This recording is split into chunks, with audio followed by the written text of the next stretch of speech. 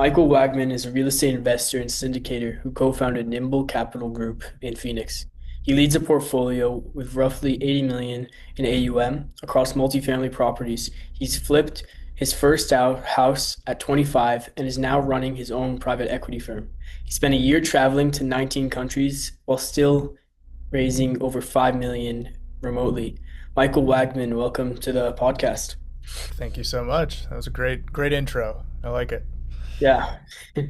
What do you think got you started in real estate? Because correct me if I'm wrong, I think you were in like tech sales or something like that, right? Yes, I was. The simple answer is I was watching too much HGTV back in 2016 or so. This is back when all of those Flipper Flop and Fixer Upper and all those shows were really popular. And people still watched cable. That's not really a thing anymore. Amazing how 10 years flies by. But yeah, I'd been watching too much, and I just remember like watching it and thinking, man, I could do that better than they could. And needless to say, I was young and ambitious and probably wrong about that. But, I took the leap and I bought my first house. And like you said, I did used to work in tech sales, and I only lasted about 3 years in the working world before I basically said, I'm not okay with other people telling me what to do. I think that's a pretty common trait in a lot of entrepreneurs. And so, yeah, I just took the plunge and I bought my first house. So were you ever thinking of doing real estate before that? Or was it just Not, like, oh, I see this on TV every night. yeah, I'm they gonna do really it. make it seem like easy money. They're like, oh, you flip a house, you'll make 50 grand and you get to take an ugly house and make it beautiful. And I was like, I could do that. So Um, what was the process of that first house? so I moved from Tel Aviv to Florida, and in Florida, houses are really cheap. So the first house, I had never heard of raising capital. I'd never heard of using other people's money. Like I said, I was just watching too much TV. And so I used all my own money that I had saved up in the last 3 years of working. And I had about $100,000 to my name. And the house itself cost $66,000 for a 2 bedroom, 1 bathroom house in Florida. Paid cash for it. Couldn't afford a real contractor, so I hired a handyman, and him and me did all the work together. We spent about 20-ish thousand on the rehab, and after all was said and done, I was into it for like roughly 90 grand, and I walked away with $13,000 in profit after 6 months. So not a lot of money, certainly not the A lot, probably a 50,000 lot that. less than you would make in tech sales. Yes, exactly. But you know what? It was enough to keep me going and be like, okay, this works. So you weren't at that point thinking, I just made something like 2 grand a month I wasn't thinking that. No. and lost like so much time. You weren't thinking, this is maybe not for me. I should just keep going. What do you think was that? I mean, first of all, I was my own boss. So, keep in mind, I was still 25 years old then. So I was waking up at 10, 11 a.m., rolling into the job site whenever I felt like it, playing video games every night. It was my first true taste of, like real freedom. So yeah, I didn't make a lot of money, but I felt like I was doing something productive every day and I was really enjoying my time and enjoying my life. And, needless to say, further down the road, I learned, oh crap, you actually have to work hard and have a schedule and wake up early and be disciplined in a lot of things. But at 25, I wasn't really thinking about that. Wow, that's very interesting because I mean, just through this podcast, I interview so many people at so many different parts of their life, and it's like crazy. Like some people, actually interviewed one guy who started at 20 and like literally like straight out of college, and there's other people who start like 45, and even later. So it's crazy like industry. Yeah. And I will say that, you know, I had to learn a lot of these lessons really the hard way because I am not somebody who is naturally disciplined. I've pretty much gotten through my life doing the most minimal amount of effort for the maximum results. And that's kind of how I started approaching this. And then I very quickly learned that that's not going to cut it, right? So I had to learn things the hard way and develop those skills over time. Do you think that mindsets help you get the most leverage for your time, or you think it's just been a Absolutely. detriment? Absolutely. And I think that's a pretty common thread in entrepreneurs as well is that a lot of us are very ADHD people. We tend to think of the bigger picture, and we have this and this and this and this, all this going on in one time, and we don't, we're not really super detail focused. But I think that leveraging the power of others and delegating and hiring out is absolutely something where it's like, I know I'm not going to be able to make myself do that task, but I can definitely hire somebody who's going to be better at it than me. And that's 100% helped me get to where I am. What were you like in school?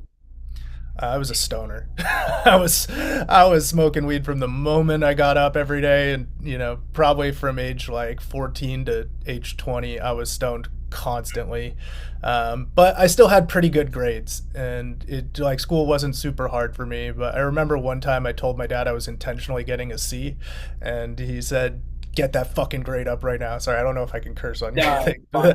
That was the only time he ever got mad at me, and needless to say, I really fixed my grades really quick. So, yeah, I was, like I said, naturally lazy, trying to get the maximum result with the most minimum amount of effort.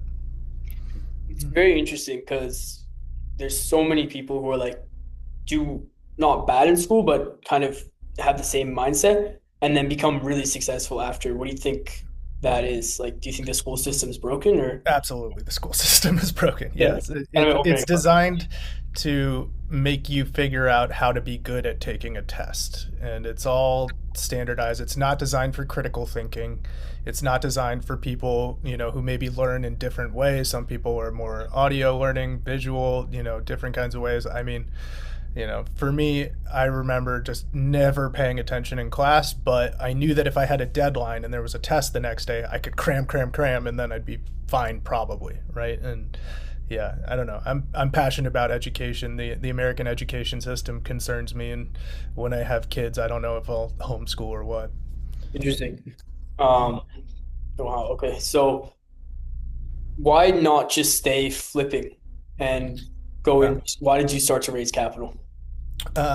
so probably after about 3 or 4 flips, I realized that if you borrow money from other people, you can do more than one at a time.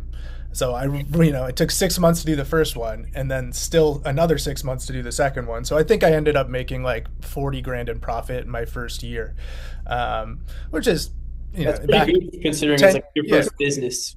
and 10 years ago, that went a lot farther. But there's a bunch of problems with flipping.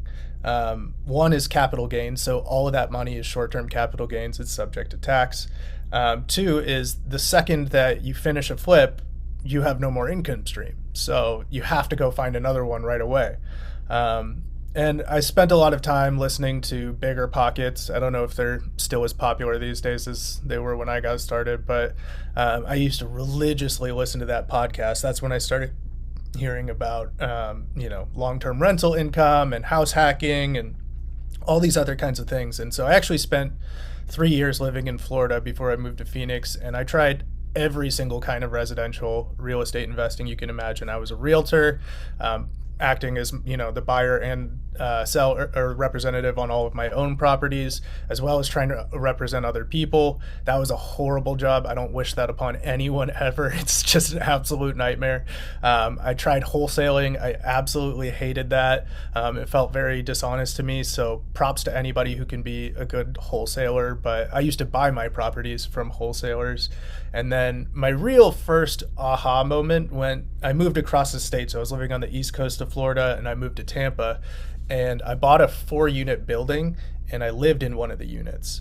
So now I had consistent income coming in from 3 of them, and then my housing expense was 0. So not only, was I living for free, but people were actually paying me to live where I was living each month. And that was just like oh my God, I need more of this kind of moment.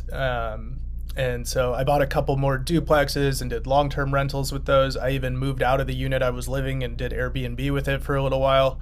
So, every single kind of residential real estate investing that you can try, I have tried. I would say the one that's stuck with me the most is, consistent passive income from long-term rentals. And did you take the capital from the flipping and from whatever you had left over? I don't know if you maybe like had $120,000. Did you take that and put it into buying it yourself, or you raised capital for those? Most of those was either private investors, so yeah, capital. And I want to be careful when I say that because it's a little bit different what I do now when I'm actually raising capital. I'm raising equity for deals. That was more just like debt, right? So Debt I'll pay finance. you, Yeah. yeah, I'll pay you 10% on your money. Okay, interesting. How did you negotiate 100% seller financed on a 60 unit motel? Uh, so I didn't at all. Um, I mean, we did. And when I say we, I mean, my side hustle, so to speak, is I coach other students on how to raise capital. And my first ever coaching student, we've become really good buddies over the time that I've been coaching him. And he found this deal. He underwrote 2,000 deals before he found this deal. And it was just an absolute slam dunk of a deal, and he negotiated 100% seller financing because it's in this really little niche market in Arkansas where there's a lot of mom and pop owners who've owned their properties for a really long time. It's a 100% tourism town. It's a small town of 2,500, but they get 1 million visitors a year. So basically thrives and survives on tourism. And yeah, he not only was it 100% owner financing, but the purchase price was 1.2 million for 60 units, meaning that our monthly mortgage is roughly $4,000 on a 60 unit property. And the income from that is probably like 20 minutes. Yeah, I mean, yeah, we're gonna smash it out of the park. We'll probably do like a 4x, I would say, for the investors, but the real, the real home run there is the cash flow. It'll be cash flowing probably 30% by year two. Wow, that's amazing. Yeah. So I'm guessing a lot of what do you teach in your private like teachings, I guess? Yeah. So, what I did and what a lot of people do when they get into this world is there's so many multifamily guru courses, and some of them are fantastic. I won't really knock any of them. The one that I did cost $40,000. And when you graduate it, they tell you you can do everything. You can do the underwriting, you can do the broker relationships, you can do the property management, you can raise the money. And the truth is that that's really just not how the industry works. It very much is a team sport. And oftentimes you have different groups of operators come together, and they all raise a little bit of capital, but you have somebody who's better at asset management or somebody who, signs on the note. There's all these sort of different pieces that contribute to making a big deal like that work on a syndication. I was pretty fortunate in that I had a strong sales background. I used to make 100 cold calls a day, and then I got promoted to be, the deal closer from the SDR. And I kind of took what I learned in working in startups in Tel Aviv and then imprinted it onto how to raise capital.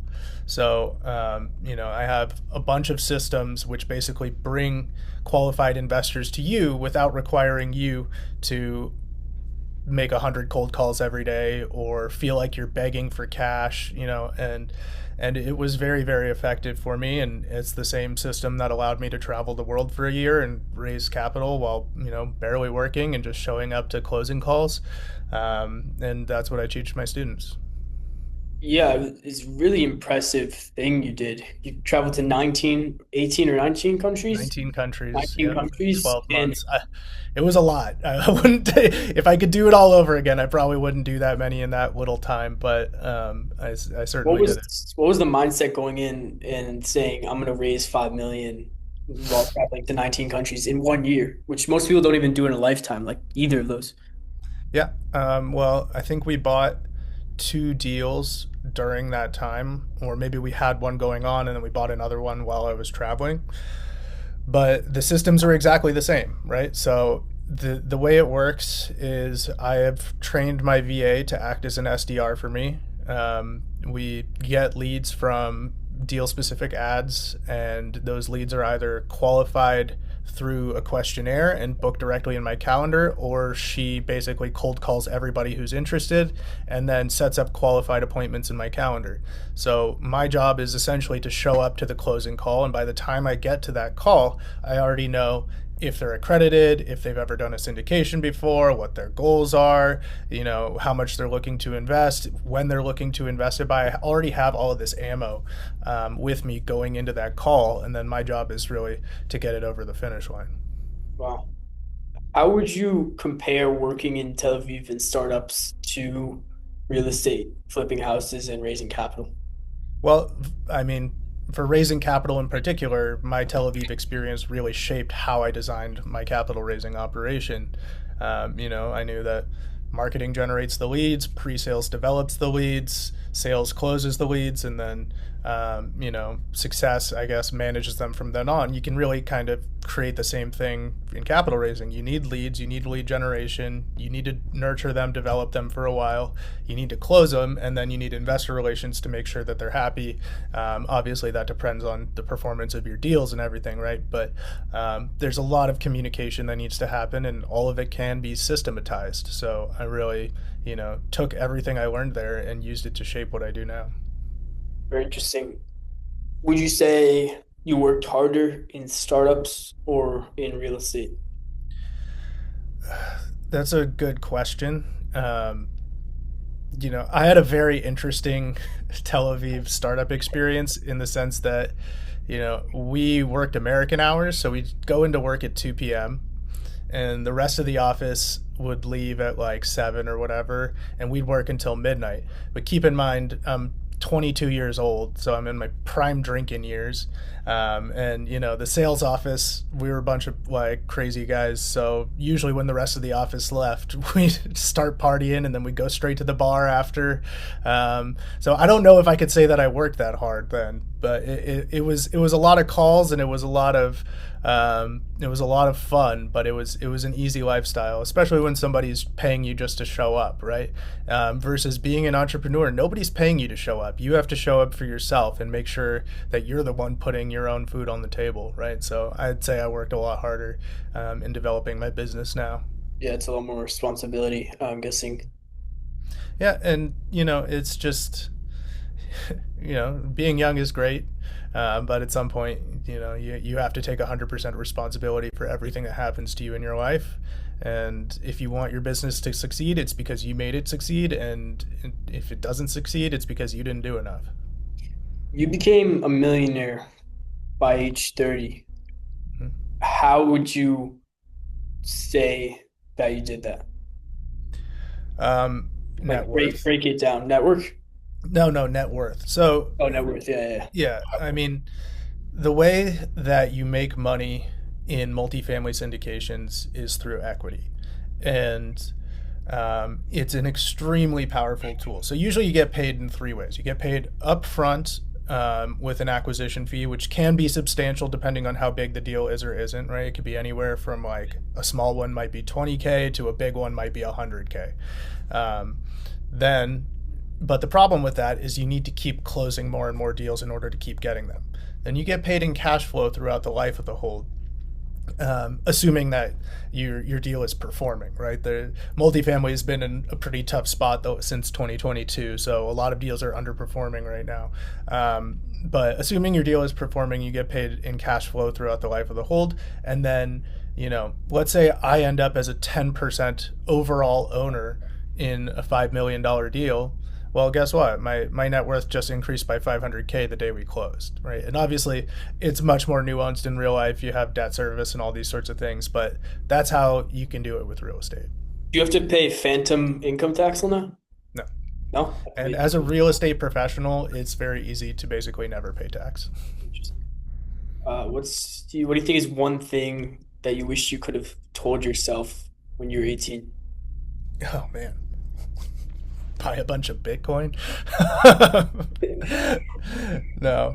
Um, that's tough. I really try to be somebody who doesn't look back and regret. Obviously, it's easy to say like, man, I should have studied finance, or I could have tried so much harder, or I could have just applied myself a little bit more when I was in school, or I could have gone to a different school if I just tried a little harder. I think about that stuff, but at the same time, you cannot rewrite your own story, and it doesn't really serve that much to go back. I just try to be the most productive adult version of myself right now that I can, and that serves me well. Interesting. What would you say the biggest lesson that you've learned? The biggest lesson that I've learned. Oh,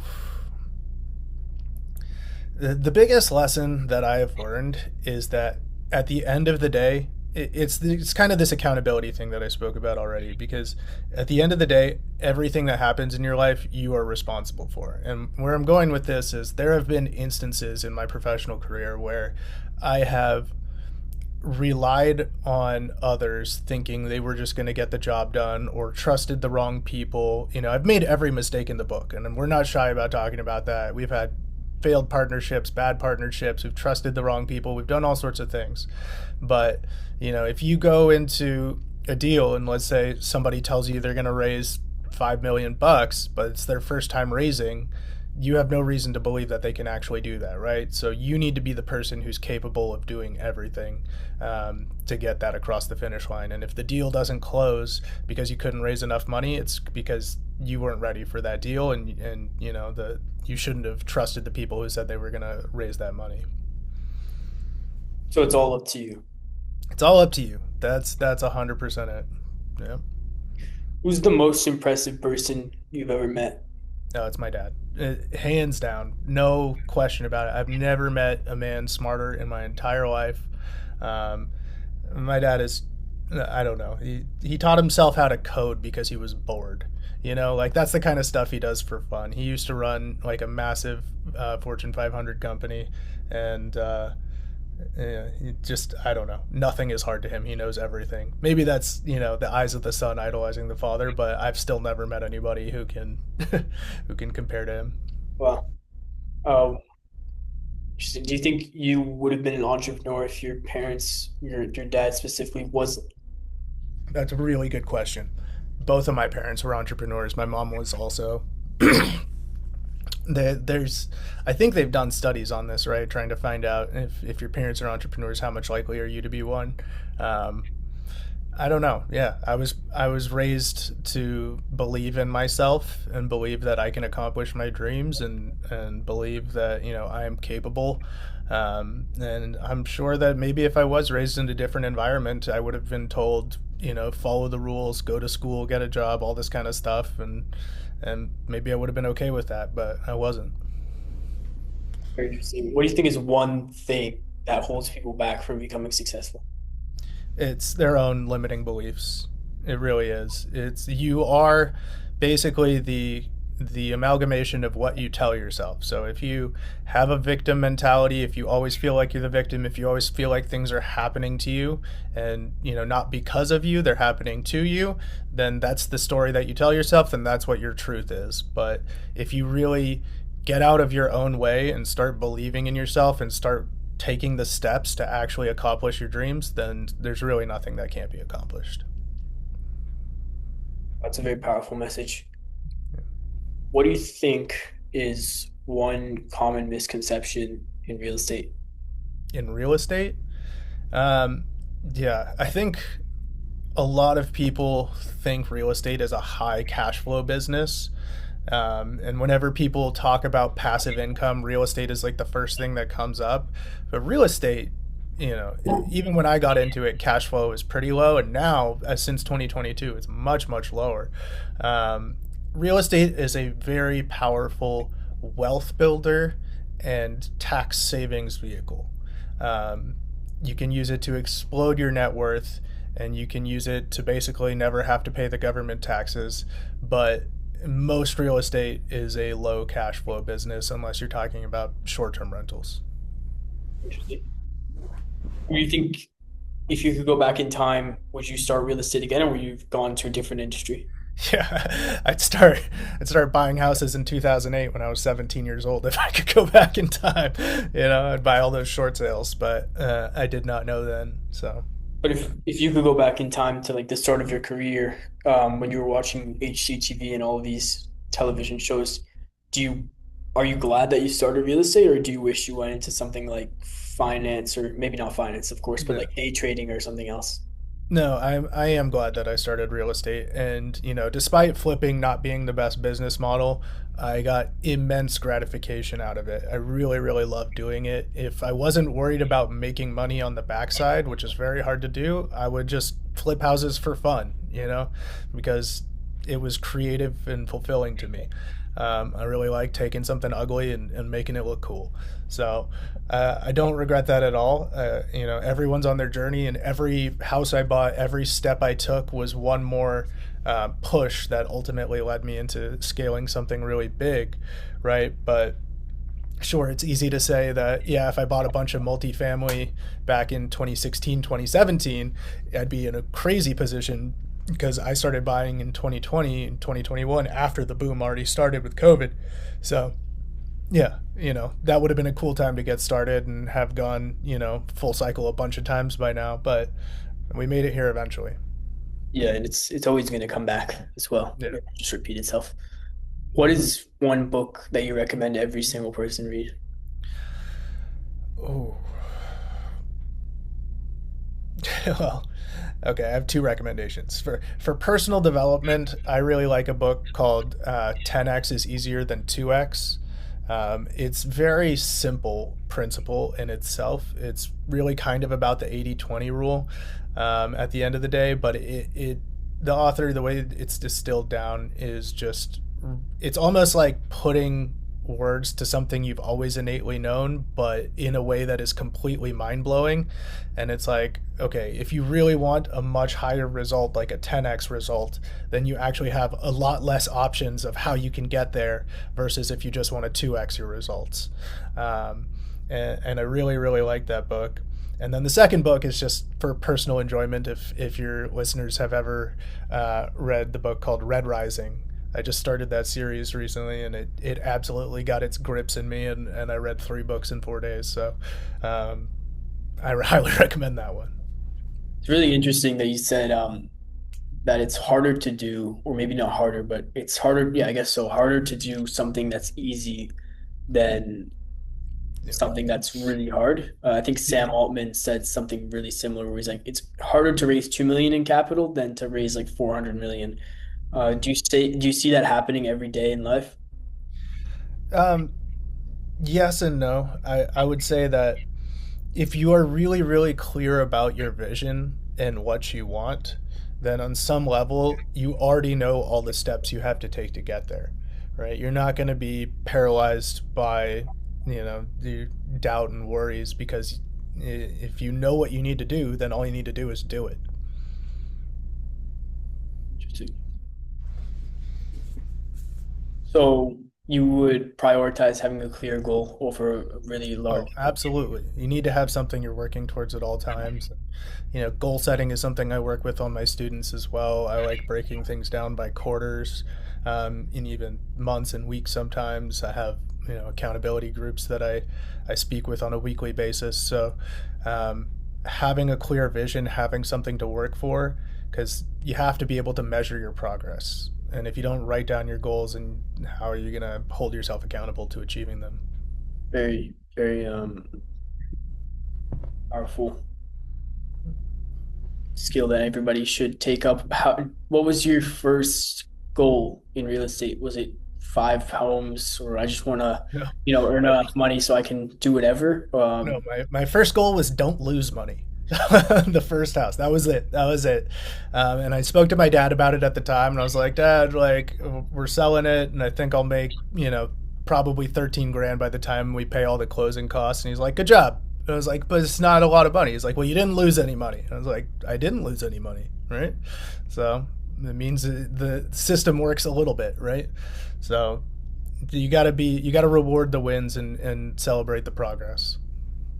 Was there ever a moment where you were like, in 10 years, I want to be this? Oh, Um, absolutely. I think about that all the time. where And do you, I don't think I am, where I thought I'd be 10 years ago, but I'm sure if my 25-year-old self could see me right now, he'd be super impressed, right? So, it's good to have really high goals to set for yourself because, shoot for the moon, still hit the stars, um, or still be among the stars. That's it, right? Um, yeah, there's a bunch of things I thought I would have by now that I don't, but we've come a really long way. What does a normal week look like to you? Right. So I am really big on lifestyle design, and I mean, hence me choosing to go travel the world for a year, right? Kind of this whole thing really has been about enabling me to live the kind of lifestyle that I want to live, right? So I don't want to spend 100% of my days thinking about work. And that's kind of what it naturally attracted me to raising capital in the first place, right? Because if you can raise $5 million, it doesn't matter whether that took one investor or 50 investors, right? It's just based on the end result. Kind of all sales in some aspect is kind of based on, leveraging your time and getting a bigger result, right? So what does my day look like? Well, I really prioritize my sleep. I'm always waking up at the same time every day, going to bed at the same time every day. I'm pretty diligent about my routines. I don't like to be stressed out in the morning for any reason. Even though I wake up early, I'm not trying to look at my phone right away. I'm not trying to get stressed out, think about emails. I'm trying to wake up, have a chill morning, make some coffee, practice my Duolingos, do whatever I need to do to kind of get my mind right for the day. And then usually I'll either golf or exercise or do something, and then by like 10 a.m. I'm working, and usually by 5 p.m. I'm done. So So, do you think it's definitely a much better life than you would have had if you stayed in tech sales?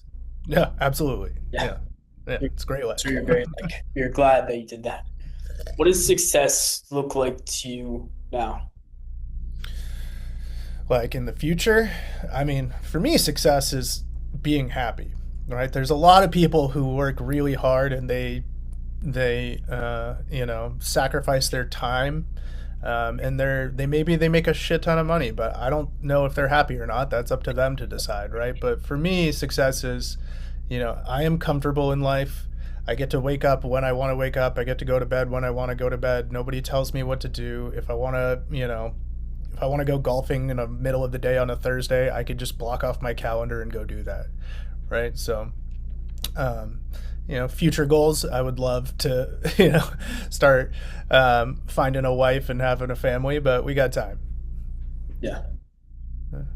What's your goal? What's the worst piece of advice you've ever been given? Oh, well, specifically as it relates to capital raising, there's a really common saying in the industry that I remember when I first started, this was floating around all the time. And it was like, if the deal is good enough, the money will find you. And it just couldn't be farther from the truth. Absolutely nobody is going to stick up their hand and say, hey, let me give you my money, right? You have to do a whole lot of things to find their attention and earn their trust. So, And what is your system for getting capital? If you like, well, of course, you're like, yeah, I want yeah, to keep it for. there's a million ways to meet investors, and you need to choose the one that works best for you. For some people, it's LinkedIn. For some people, it's conferences. For some people, it's meta ads. You start with your friends and family, your immediate network, all your coworkers, everybody who might know, who could potentially have some money that you could pile together.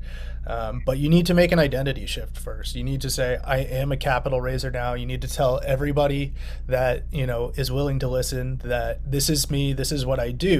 So when the time inevitably comes that you go to ask them for money, they're not surprised. In fact, they're expecting it. And, they're looking forward to it because you've been telling them, hey, I'm going to have an opportunity soon. So it starts there.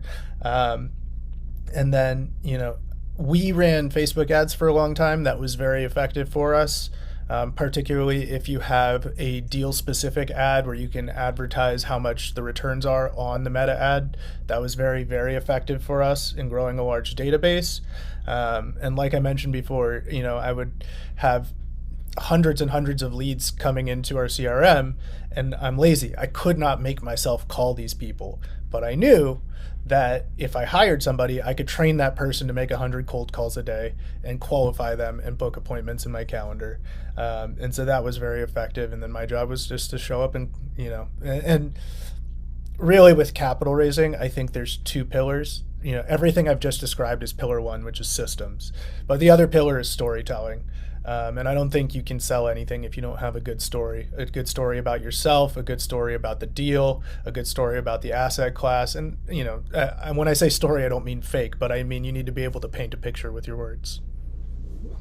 Yeah. So you think sales is a vital part to this? Absolutely. The soft skills, the people skills, they go a long way. Yeah, makes a lot of sense.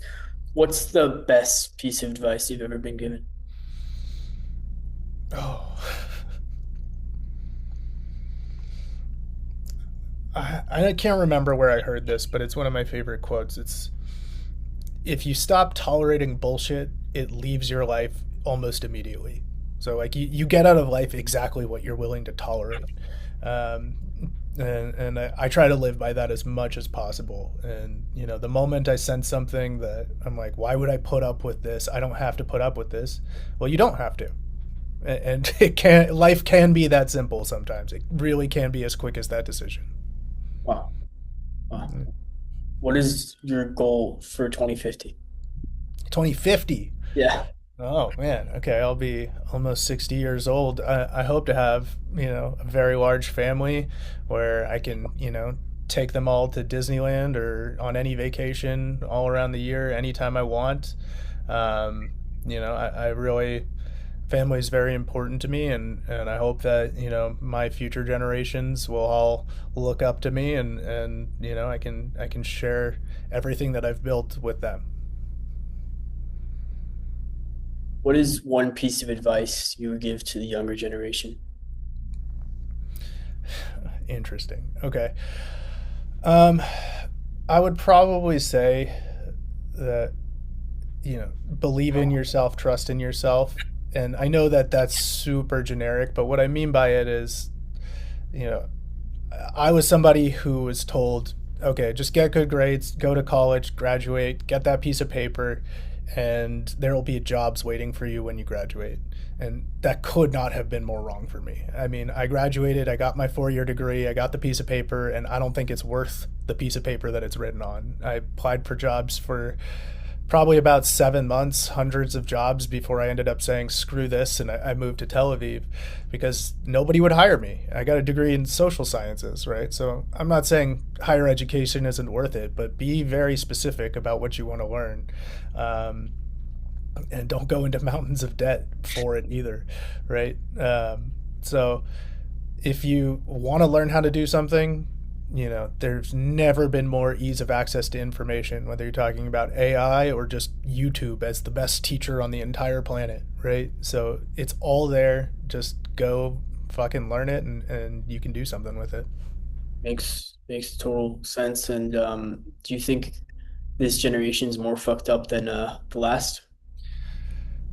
I am worried in general about the way that wealth has, and like I'm a millennial, and my generation is also pretty fucked. Like the vast majority of millennials are still living with their parents, and Oh yeah, 40s. most people can't afford to be alive, right? Like, $5,000 a month, 60 grand a year, it doesn't go very far these days, right? But it's hard to live off of like that kind of money, whereas maybe just 5 or 6 years ago that was considered a good salary, right?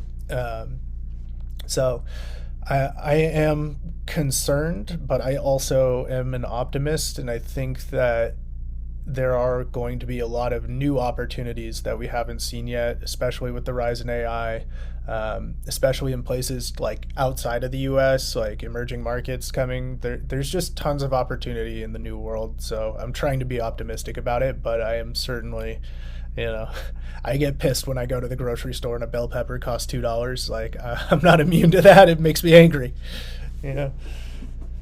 How do you think social media changed real estate? Real estate, I mean, it, I hadn't really noticed this until recently, but now all over my feed there are like realtors with followings, right? And they have all they do is go to their own listings, they post a lot of content, and especially the attractive ones, they don't even have to say anything. And it's really kind of changed the way that the residential real estate game is played. I don't know so much for the commercial real estate thing. Specifically, like raising capital, it's just not quite as mainstream. But I think residential real estate has changed a lot because of it. It's also pretty complicated if you're going to run a campaign or help people grow on social media because of the all the laws around you can't advertise stuff like this, like Yeah, you can't advertise returns and stuff like that on social media. yeah, It's really hard to yeah. Not unless you have a yeah. 506C deal. Yeah. Yeah. Thank you so much for coming on. Where can people find you? Yeah, they can find me on Instagram if they're interested in coaching. It's just Michael D. Wagman with two dots in between. And they can find me on LinkedIn. I'm very active on there. My company is Nimble Capital Group. You can just go to nimblecapitalgroup.com and you can fill out a form. All right, you heard it here. Take care. Thanks.